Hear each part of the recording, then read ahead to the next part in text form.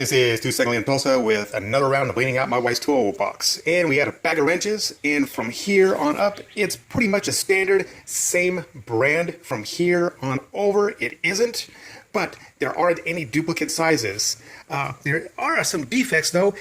You can barely read some of these, and some of them you can't read them at all, or it's just difficult. So I haven't figured out if I'm going to etch something on there or maybe stain it or dye it. I haven't figured that out yet. There's another defect here with this bag. Haven't figured out if I'm going to repair that or toss the bag altogether, because this bag may not work with the toolbox that I'm going to give her, my old hand-me-down. These are duplicates. All that is going away to work or to recycle. I also put a giant fast pad on a tape measure for her. I went through her wrenches.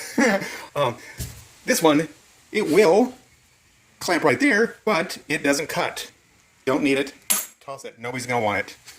I know that there are two of these, but I don't feel good in getting rid of it, the extra one, because I also have a stepson who's 16, and maybe he'll need some hand-me-downs too when he gets a little bit older, and maybe it'll be all this stuff.